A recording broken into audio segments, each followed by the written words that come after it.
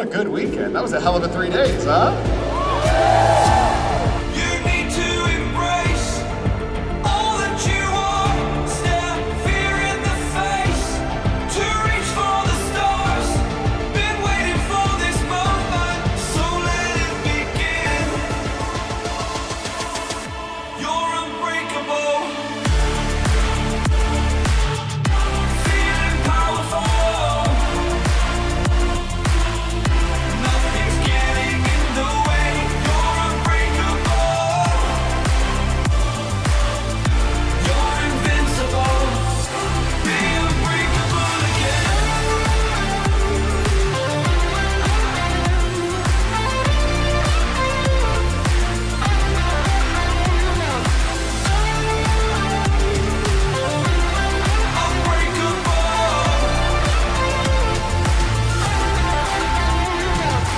Every time I see that show, I feel like a new man in a good and bad way.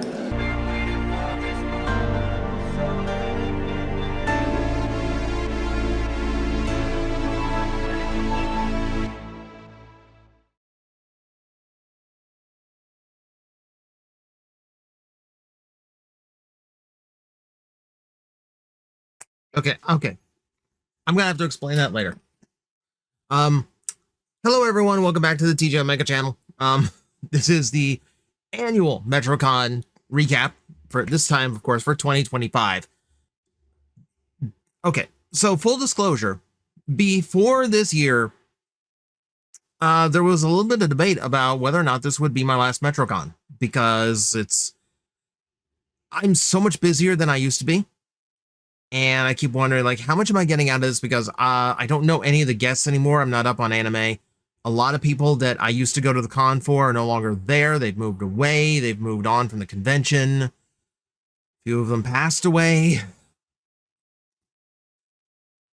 But before we get into everything that made up Metrocon 2025, I'm going to tell you the year was absolute magic. There were some incredible things that happened this year, of which you saw a little bit of in that little preview video, but there's other things that we're going to tell stories about. I have quite a few stories for this year. So we're going to get into that.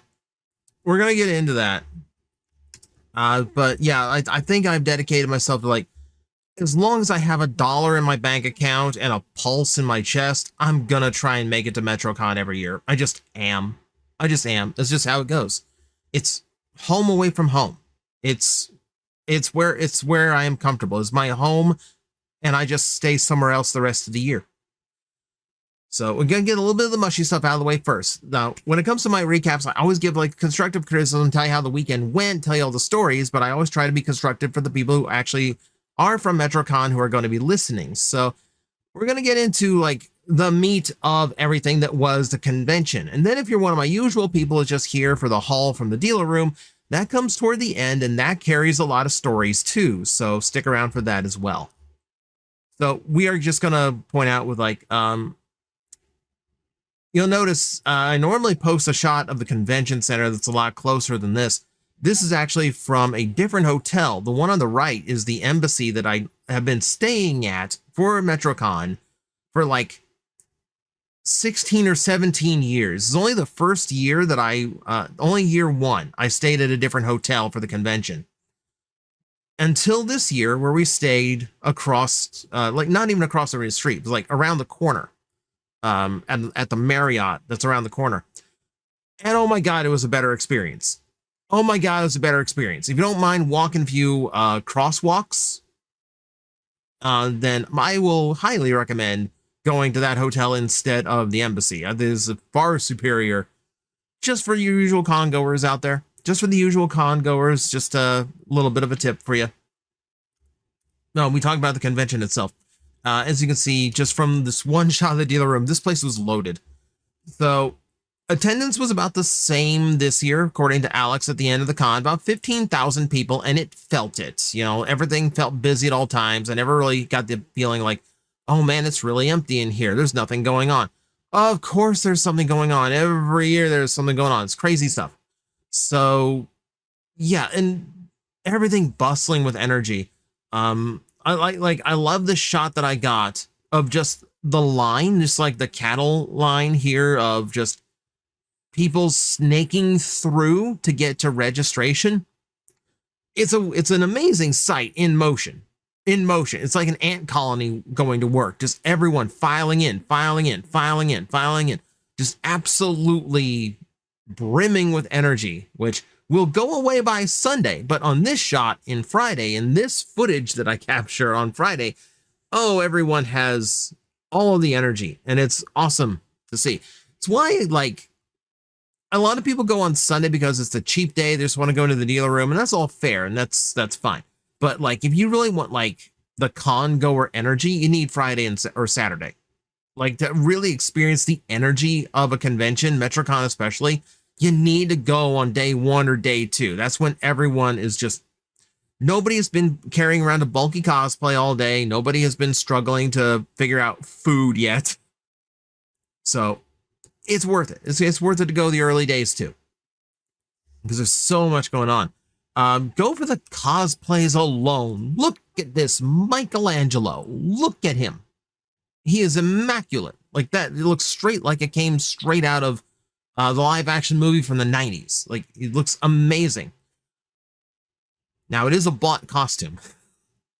There is nothing wrong with a bought costume, by the way. The important thing is that you're there, you're doing something that you are passionate about, you are sharing in the experience. There is no shame in buying a cosplay online and wearing it to the con. You know, you're just not going to get the credit that someone who handmade their costume is going to get.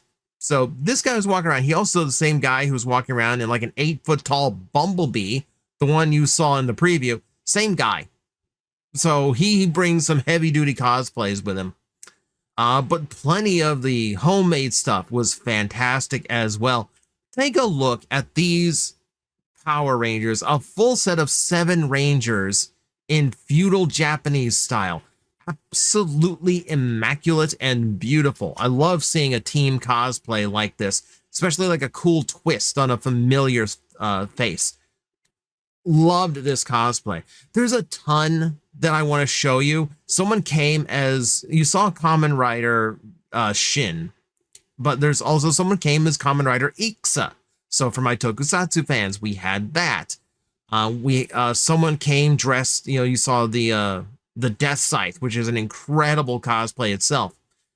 We had a panty and stocking I really liked, an Ida from Owl House that was there. We had a Kefka. I always love seeing a Kefka.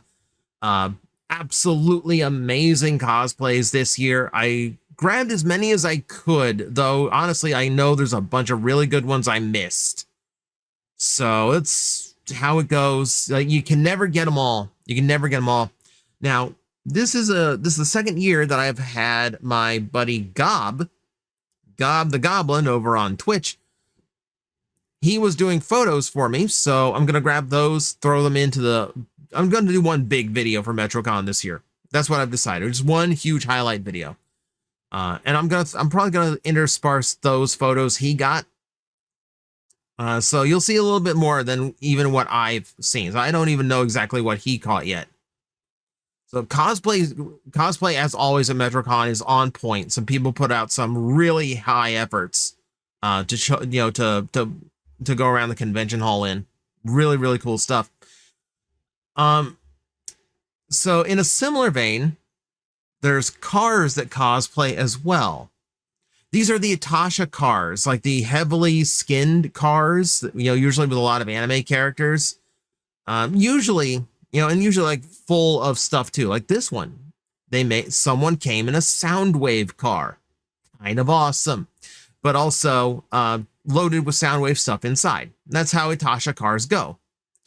Now, in previous years, I have lobbied a lot of complaints against the Itasha cars because I feel like they're a waste of space in the dealer room when there are so many other things that could be going on in there. You know, for instance, you know, like I always complain that there's so many artists in there because the artist alley fills up right away and then they start taking up the dealer space. So there isn't nearly as many toys, figures, plushies. Like there's still plenty of plushies and figurines, but like not the variety there used to be. You know, and like this year, there wasn't even anyone doing like a retro video game section like there usually are. So, you know, and then there's like big vendors that I used to see there that I just don't anymore. And I feel like it's just because they get pushed out by the artists.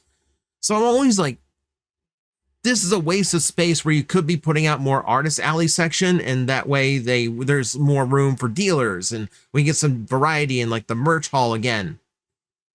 This is the year I realized why the Itasha cars exist, because they are located in front of the emergency exits, taking up a large amount of space and leaving large aisles in between them. If you had booths densely packed in the way they are in the artist alley, it would, especially with people crowding around trying to shop them, it would block the emergency exits. So there's a space there they can't completely fill up with bodies and booths. So the Itasha cars are basically there to just fill the space and make sure it stays clear. So it's using the space that otherwise they wouldn't be able to use. And that is the last time I will ever complain about the Itasha cars, because actually, now that I've like put a couple brain cells together, it's actually really smart. So, Alex, for the years I have complained, I've lobbied this complaint to you. I take it all back. This is actually a good call. This is a good call.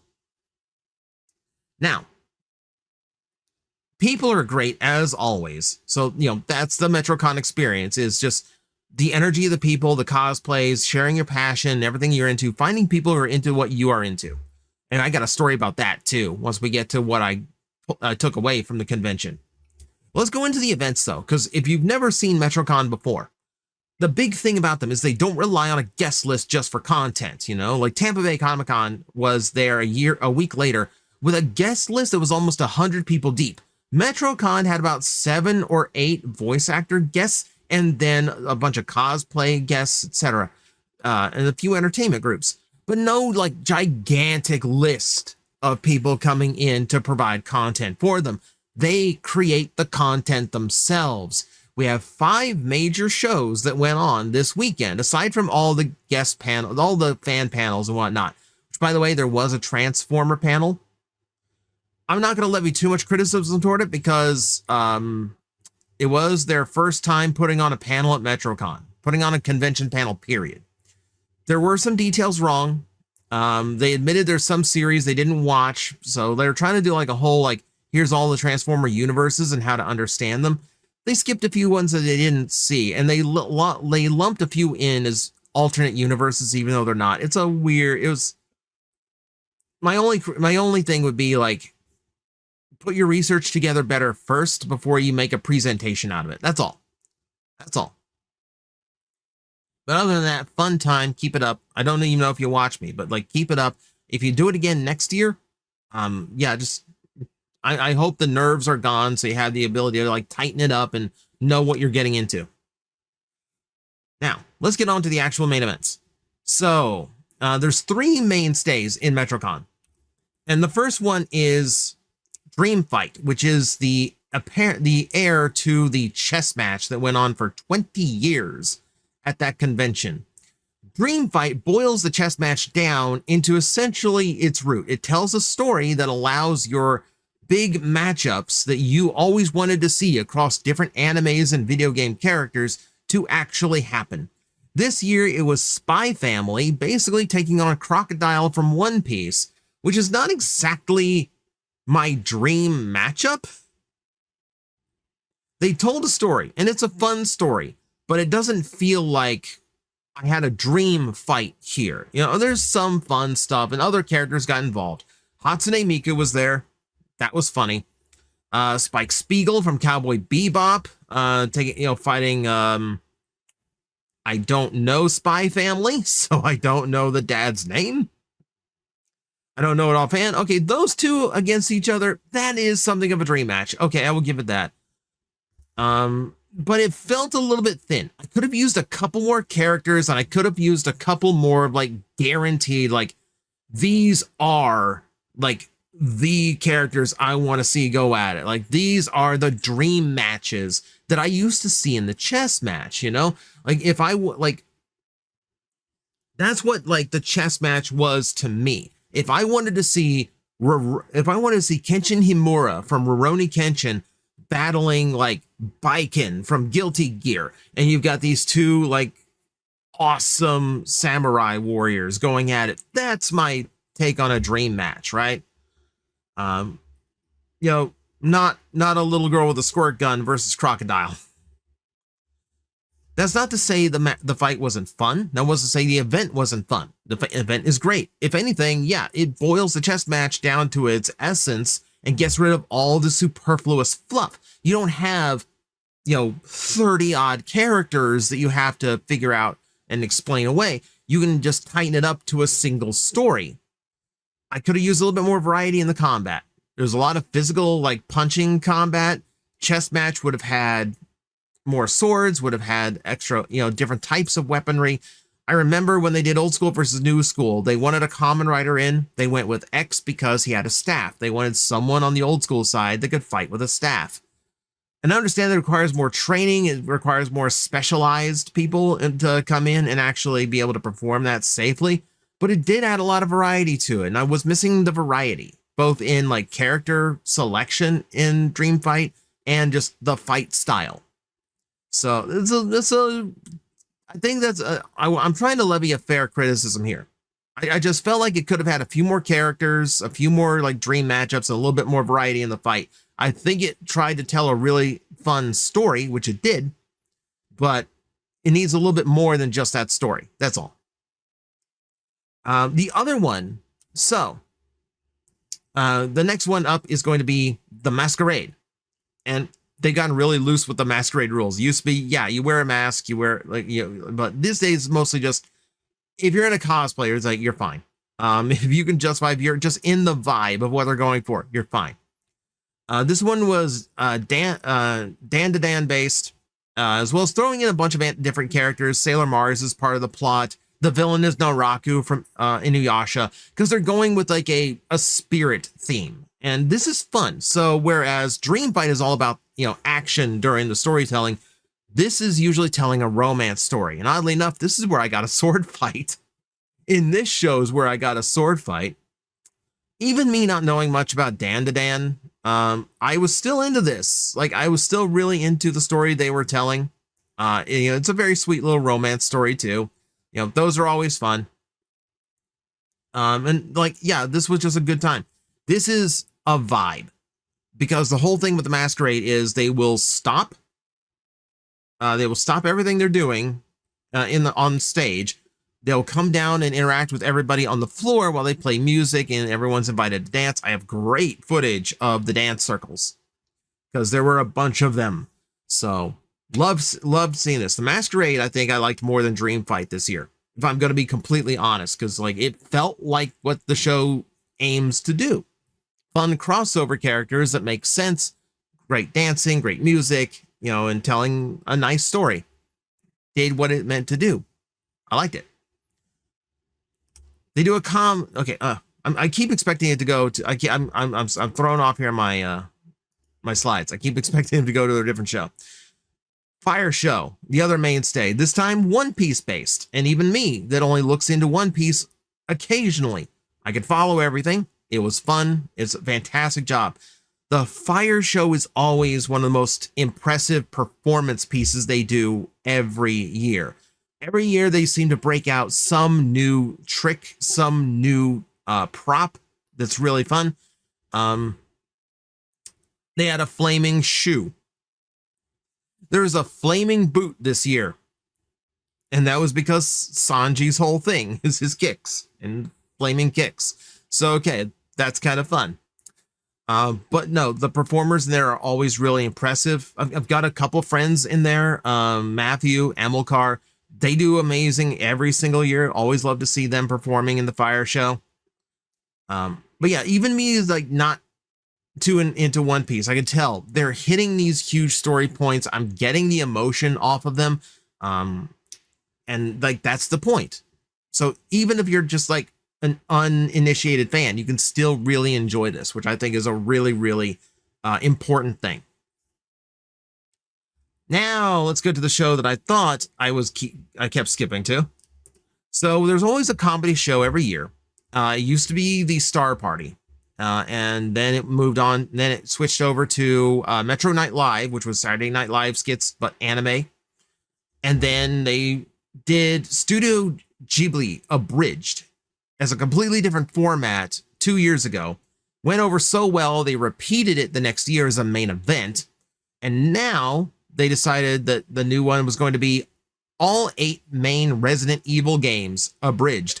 So I think abridging long-running games and animes is just going to be the thing they do, which is funny. I do like abridging, and seeing it live action is even funnier.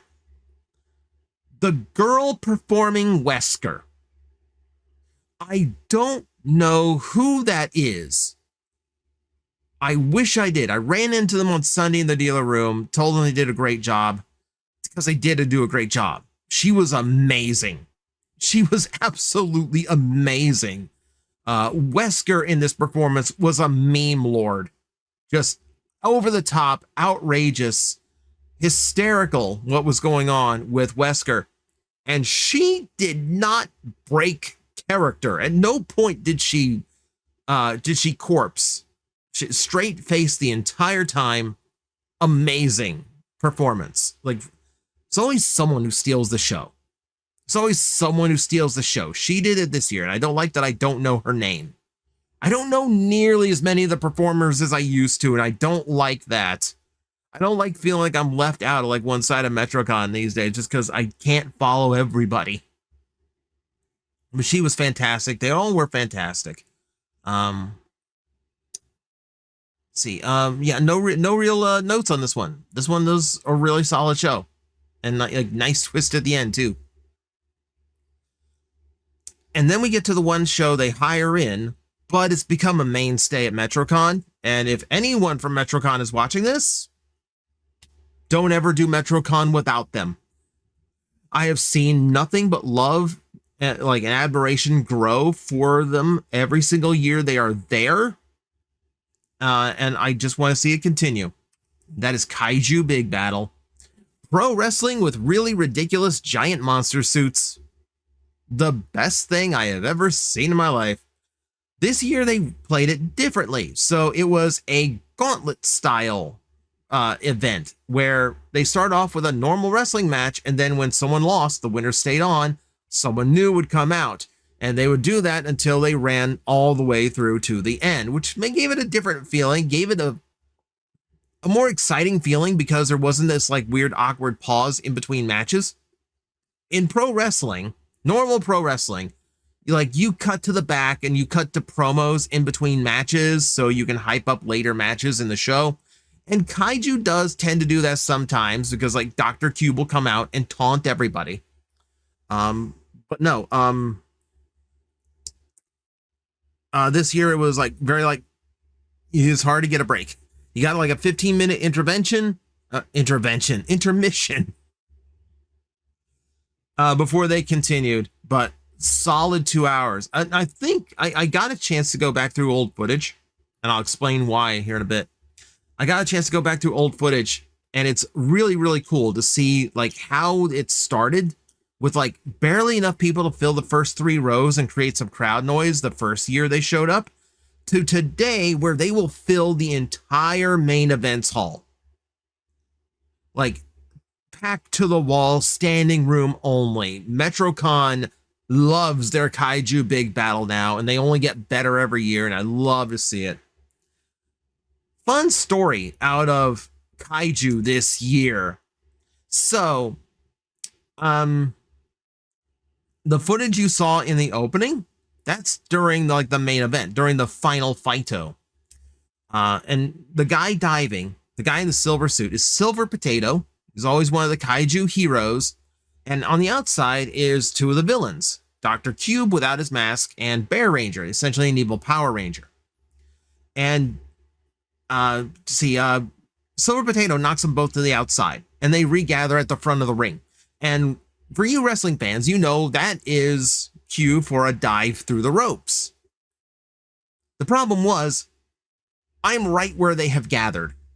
I am right dead center, the middle of the front row, to the point where Cube has to look back and take note of my camera and like give me like the okay signal, which might be the first time Dr. Cube has ever shown concern for anybody.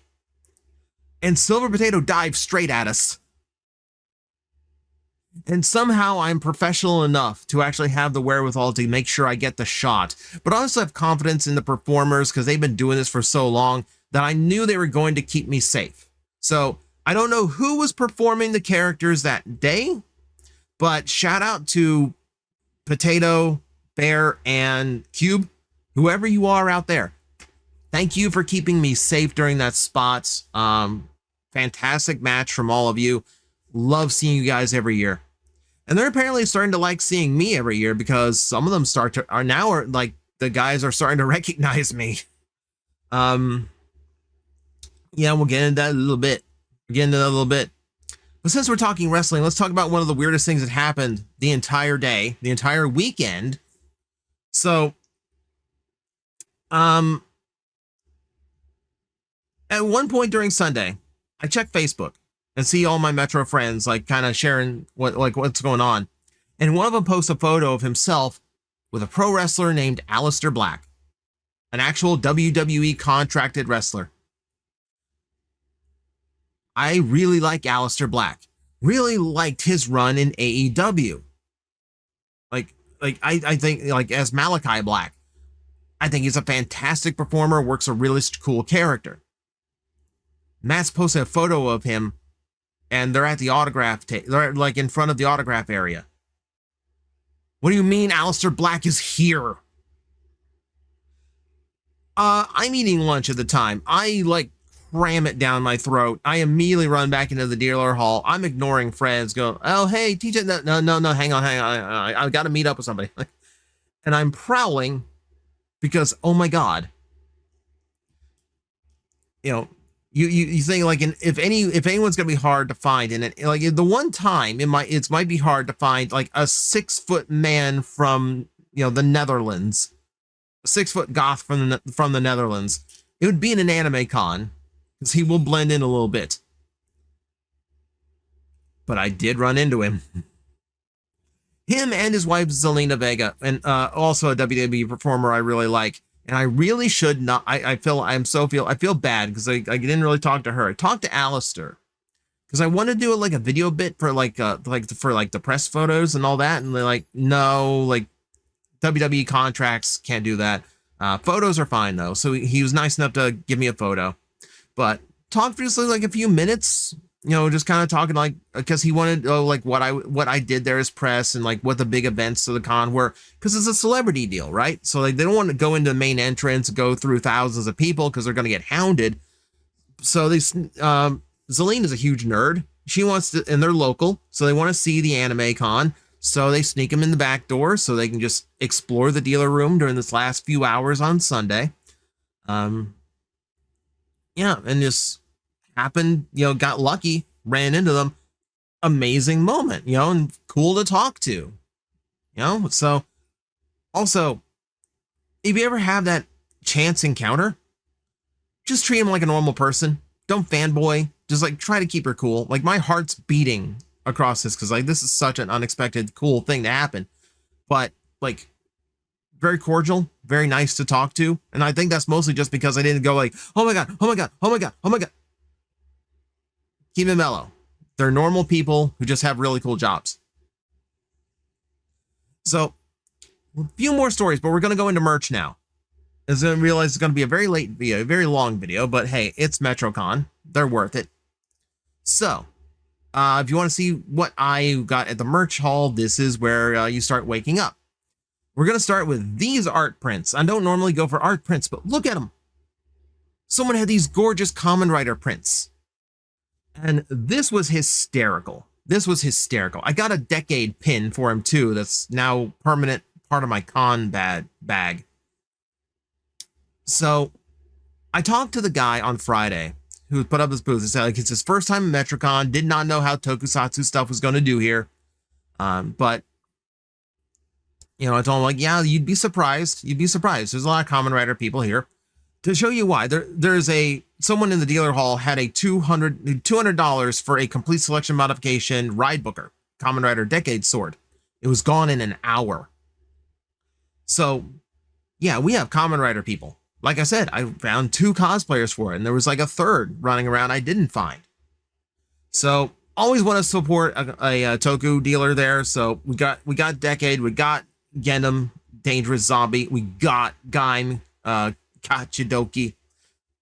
Fantastic pieces. But what was funny was that I was walking around with these posters on Friday, and I just happened to go by like a con buddy who was there, and he's in a Decade jacket. And like he sees the poster and go, where did you get that? And I wander him over back to this guy's booth. You know, and like, yeah, I just brought him over. And this kept happening. Like 2 or 3 more times over the weekend, I would run into someone who would see one of the pins or something and go like, have you seen the booth of Kamen Rider prints? And go, no.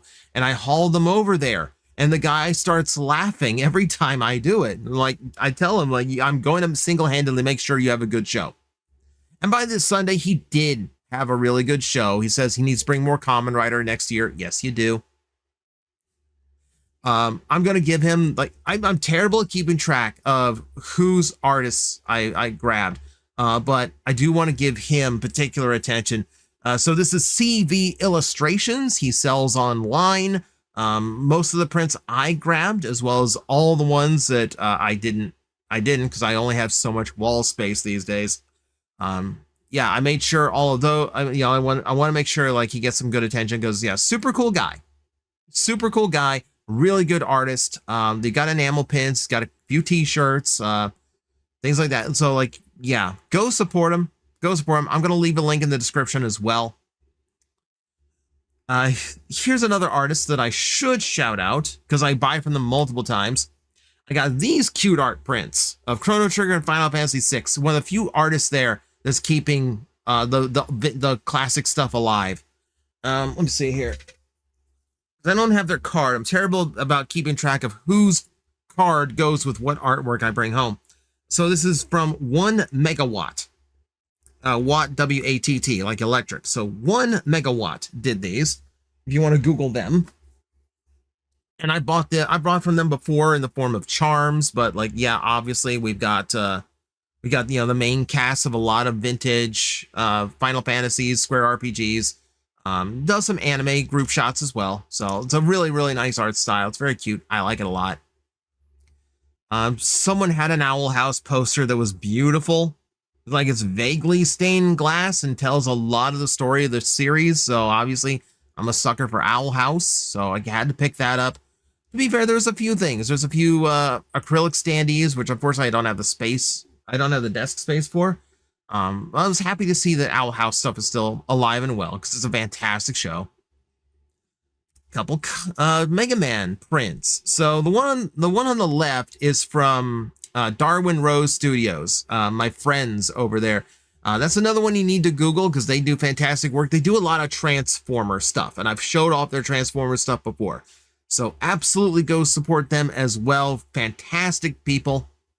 The one on the right was the print from, oh my God, why am I blanking on his name now? Okay, I will feel bad later. I'll feel bad later. Because he's a VA, he's done a bunch of stuff, but he did Mega Man in Mega Man 11. And that's an important Mega Man to me because my old friend John Bailey does Rush in Mega Man 11. So Ben, his name's Ben. So Ben signed that for me, got to talk a little bit of Mega Man with him. Cool guy. But that's not the VA that I was interested in this year. There was one in particular that I really, really wanted to meet and wanted to support. So a VA by the name of Jesse James Grell was there, who is better known to me as Mimcubus, the VTuber. Very entertaining. Very, very good VTuber, but they've also been a voice actor for a long time, even before they transitioned. So you might hear a lot of male voices they've done, might hear some female voices they've done. But really cool person to meet. Really cool person to meet and talk to. You know, we talk a little bit of VTubing. What we talk is Slayers, because the first thing that jumps at you when you go into one of Mimcubus's streams is that her backdrop has a big Slayers poster in it, because it's her favorite anime. Slayers is my favorite anime. Slayers is my favorite anime. So we get to talk Slayers a little bit. And I saw the poster, so I took a hunch on this, so I brought a gift. And the gift, weirdly enough, came back to me a little bit, because I just got a box from my friend Oscar. My friend Edgar, rather. I apologize. I'm trying to remember like 1,000 different people in my head right now.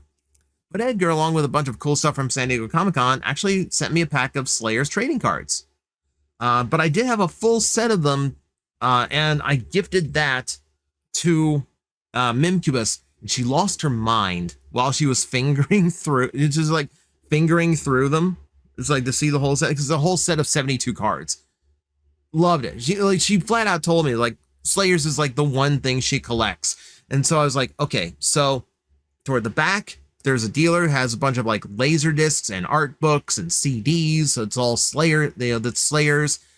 You'll also find an artist in the artist alley who has a nice poster of Lena and some charms of the couples from the show. And Jessie was losing her mind because like she doesn't find anyone who also loves Slayers. We are very rare. So, you know, and I knew there was 5 of us. One of the other VAs loves Slayers. The artist in the artist alley, that's their favorite anime. One of the performer guests there, Tepi Baka, also a huge Slayers fan. So I would have wished we could have just gotten together a little bit. But no, it was really cool to talk to Mimcubus. And we bond a little bit over Slayers. She recognizes my name from her chat room. That's always cool to find out. So yeah, I'm excited because she's had a bunch of stuff going on. She's been busy with her own con schedule, VA schedule. Really looking forward to her next stream. Just super cool person to meet. So after bonding with a voice actor, I did pick up a little bit of Slayers myself in the form of this art book. I might have already bought it. It's hard to tell because these are sealed in bags. You can't flip through them. But I didn't really immediately recognize the art that I was seeing, so maybe I didn't. There's so much Slayer stuff there that I'm like, this would be really cool because I don't have much Slayer stuff, because they don't make much Slayer stuff. But also, what would I do with a Slayer's laser disc of episode 1? Just hang it on a wall, make it look pretty. That's real, $25 is a lot for someone who's going to pin to a wall and hang pretty, he says, with $25 art prints behind him. But I could have gone nuts on the Slayer stuff. I held back, partially because I couldn't remember what I've already purchased, and partially because it's easy to get carried away when your favorite anime does not have a whole lot to it. Went to Kaiju Big Battle's booth. Always want to support my local kaiju. So on the left is a magazine file for a lot of their monsters, little bios and stuff, fun little kind of comic book thing. To the right, what I was wearing at the opening of the video is a mask from one of Dr. Cube's minions. And I now have that mask because it was suggested to me that with the mask, I should come next year in full Doctor Scrubs in order to cosplay one of Cube's minions when I record Kaiju Big Battle next year. So I will be joining Cube's posse. It's like in this weird way of like making my debut as a heel in pro wrestling. Oh, it's gonna be fun. I'm looking forward to it. I love that I've been a Kaiju Big Battle fan since well before they started coming to Metrocon. So for them to start getting to know me and want to be in touch with me, that's incredibly cool to me. They also know I record every year, and they knew I had shots that they didn't have. So potentially coming to a Kaiju Big Battle DVD near you, you might actually see footage I captured. Because, things like that dive that Silver Potato made, they didn't get the shot of it that I got. But there's also events they didn't have cameras there for, like the first year. I don't have all of the footage that I used to. Some of it did get lost over countless hard drive switches and my computer crashing. So yeah, like really cool just to get to know them. They know me now. I'm in touch with Kaiju Big Battle. Super cool. Picked up their new shirt too, because I had the red logo one. It's getting eaten up, so the green logo it is. I try to go light on the t-shirts because I can get carried away on t-shirts too, but I've got a very full closet at the moment, so I couldn't resist the Mega Man Player Select shirt. It's taken straight from, or at the very least, it's redrawn from the Character Select on Mega Man X4. Really cool shot. They had a matching Zero too, but like I said, I wanted to keep it thin on the t-shirts. Did a little bit of gashaponing. Because there's a gashapon parlor set up in the middle of the dealer room. Did a couple of these, and these are super cool. So it is a Pokeball where when you open it up, the Pokemon unfolds. Like it's all like geared and spring loaded so that they crunch up when the ball is closed. And then when you open the ball, they kind of like put themselves together and stand up out of it. So they're way bigger than the top half of the ball they should be hiding under. It's a really cool engineering trick. So I got the Charmander, I got the Piplup. I was aiming for the Cubone or the Mimikyu, but obviously I didn't want to go too crazy because it would have been very easy to get duplicates. Also, did a little bit of Pokemon blind boxing. So the vintage collection stuff is just Pokemon hanging out on like old-timey things. And normally, not really that into it, but they had two that I really wanted, which was Aggron and Tinkaton. Two of my favorites.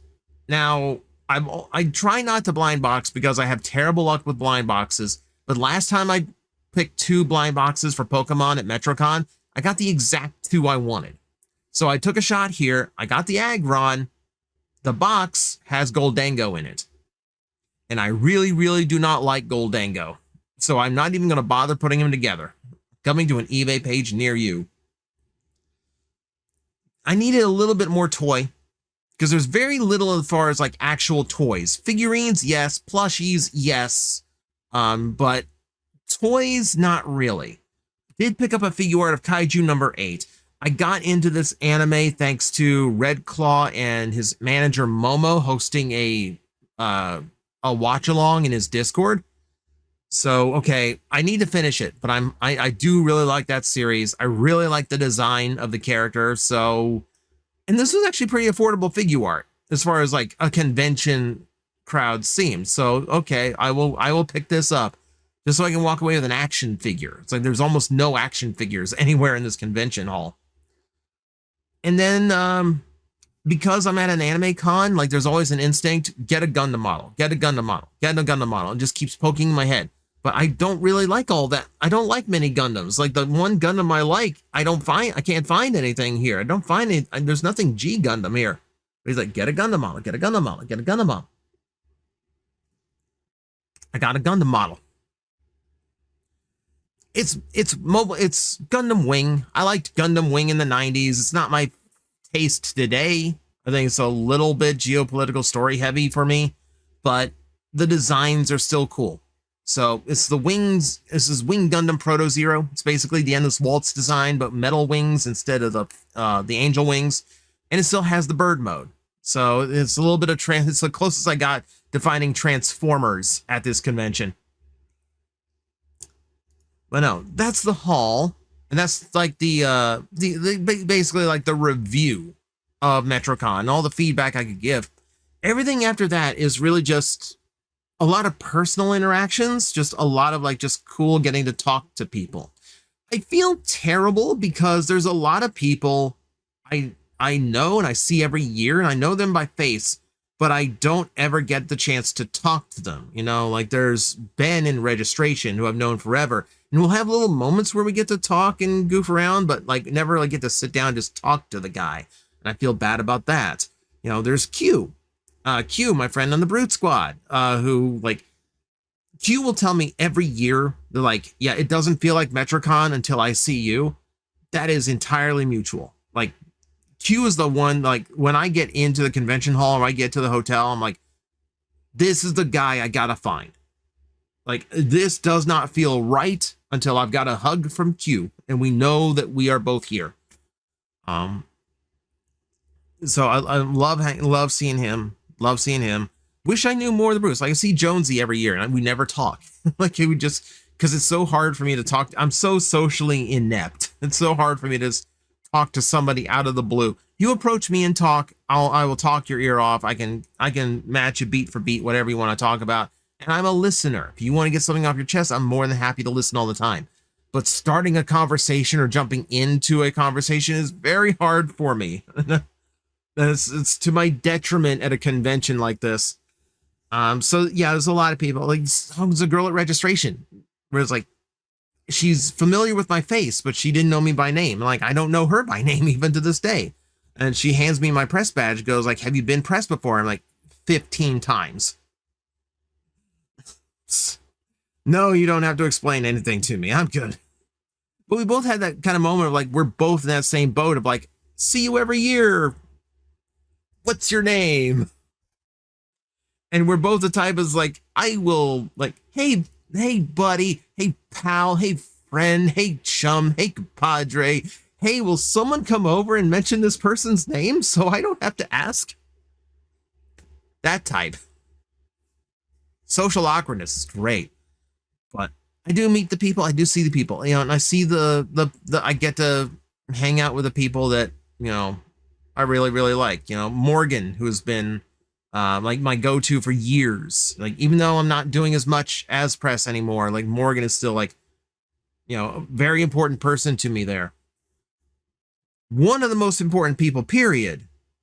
The one who brought me the tables, Mary, who retired from Metrocon last year. Didn't think I'd see her this year. And then she surprised everyone by being a volunteer on Sunday. Like, so I got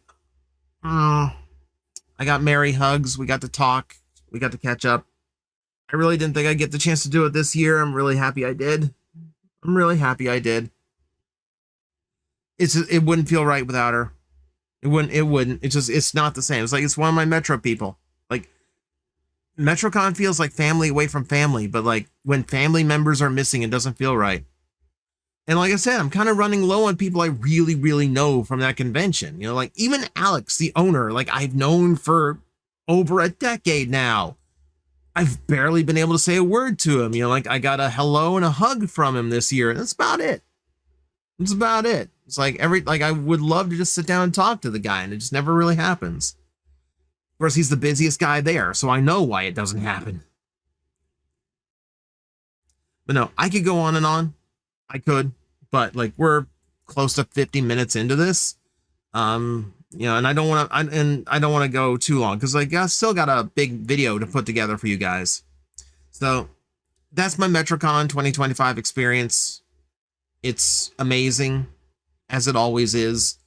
And yeah, magic things happen this year. Like super cool things happen this year. A lot of pro wrestling things happen this year. But it's one of those things that makes me go like, I'm going to come back. I'm going to be back. Every single chance I get, I'm going to be back. So that's me gushing. It's me gushing, pouring my heart out because I love this place. Okay, I'm going to stop it here. Thank you everyone for watching. I will see you next time. Hello everyone, I am Astral Agent Magnetar, a Tokusatsu VTuber, and I am streaming 4 times a week over on Twitch, Monday, Tuesday, and Wednesday afternoons, and a special late night one on late Friday/early Saturday. So come watch, come hang out, and let's make an impact together.